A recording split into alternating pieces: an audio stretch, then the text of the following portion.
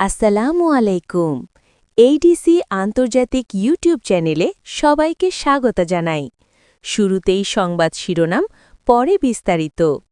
পাকিস্তানে ৮ সাংবাদিকের যাবজ্জীবন কারাদণ্ড।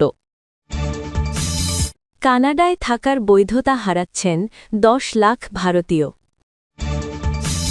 ইউক্রেনের নতুন চিফ অব স্টাফ হলেন কিরিলো বুদানভ। মেক্সিকোয় ভূমিকম্প, সংবাদ সম্মেলন ছেড়ে বেরিয়ে গেলেন প্রেসিডেন্ট। এতক্ষণ শুনছিলেন সংবাদ শিরোনাম, এখন বিস্তারিত। পাকিস্তানের ৮ জন সাংবাদিক ও বেশ কয়েকজন সামাজিক যোগাযোগ মাধ্যমে মন্তব্যকারীকে যাবজ্জীবন কারাদণ্ড দিয়েছেন দেশটির একটি সন্ত্রাসবিরোধী আদালত। কারাবন্দী সাবেক প্রধানমন্ত্রী ইমরান খানের পক্ষে অনলাইনে কর্মকাণ্ড চালানোর সঙ্গে সংশ্লিষ্ট সন্ত্রাসবিরোধী অপরাধে দোষী সাব্যস্ত হওয়ার পর এ রায় দেওয়া হয়। এই সাজা এসেছে ২০২৩ সালের ৯ মে সংঘটিত সহিংস বিক্ষোভের পর দায়ের করা মামলাগুলোর ভিত্তিতে। ওই দিন ইমরান খানকে গ্রেপ্তার করার পর তার সমর্থকেরা সামরিক স্থাপনায় হামলা চালায়। এরপর থেকে সরকার ও সামরিক বাহিনী ইমরান খানের দল এবং ভিন্ন মতাবলম্বীদের বিরুদ্ধে ব্যাপক ধরপকড় অভিযান শুরু করে। উস্কানি ও রাষ্ট্রীয় প্রতিষ্ঠানে হামলার অভিযোগে শত শত ব্যক্তিকে সন্ত্রাসবিরোধী আইন ও সামরিক বিচারের আওতায় আনা হয়। রায়ে আদালত বলেন, অভিযুক্তদের কর্মকাণ্ড পাকিস্তানি আইনে সন্ত্রাসবাদের আওতার মধ্যে পড়ে এবং তাদের অনলাইন কন্টেন্ট সমাজে ভয় ও অস্থিরতা ছড়িয়েছে। আদালতের নথি অনুযায়ী দণ্ডপ্রাপ্তদের বেশিরভাগই পাকিস্তানের বাইরে অবস্থান করছেন এবং বিচার চলাকালে আদালতে হাজির হননি।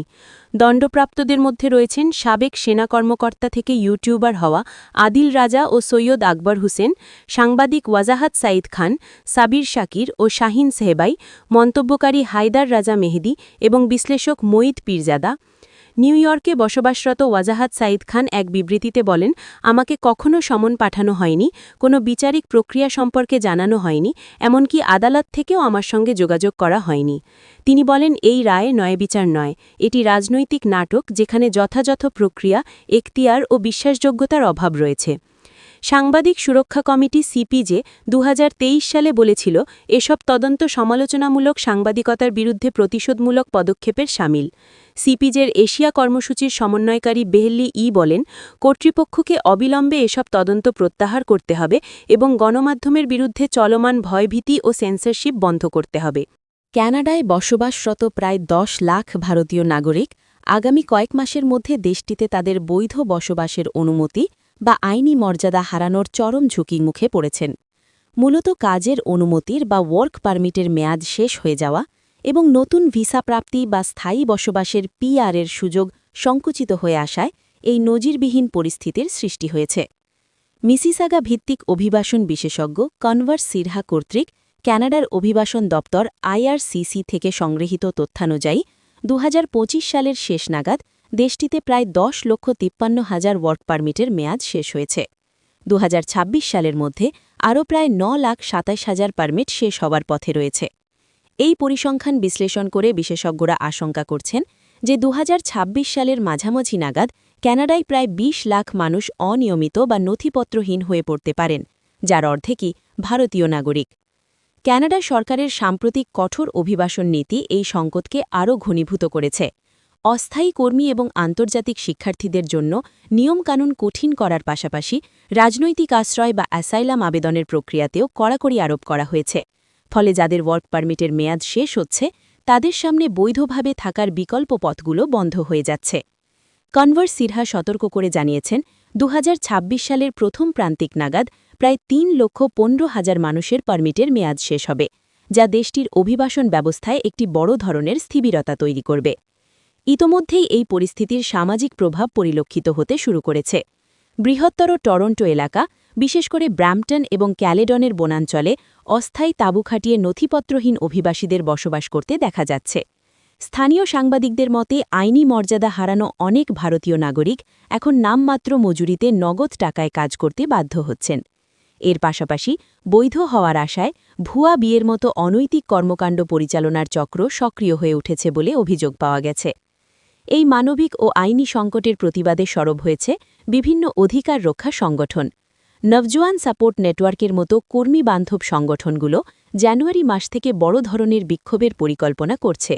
তাদের দাবি যারা ক্যানাডার অর্থনীতিতে শ্রম দিচ্ছেন তাদের স্থায়ীভাবে বসবাসের সুযোগ দিতে হবে। কাজের জন্য যোগ্য হলে থাকার জন্যও যোগ্য, এই স্লোগানকে সামনে রেখে তারা অভিবাসন নীতি সংস্কারের জন্য সরকারের ওপর চাপ সৃষ্টি করতে চালাচ্ছে। ইউক্রেনের নতুন চিফ অব স্টাফ হিসেবে কিরিলো বুদানভের নাম ঘোষণা করেছেন দেশটির প্রেসিডেন্ট ভলোদিমির জেলেন্সকি।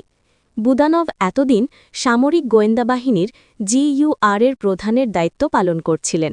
খবর বিবিসির। রাশিয়ার সঙ্গে যুদ্ধবন্ধে যুক্তরাষ্ট্রের মধ্যস্থতায় ২০ দফার শান্তি আলোচনা এগিয়ে নেবার মধ্যেই নতুন চিফ অব স্টাফের নাম জানালেন জেলেন্সকি।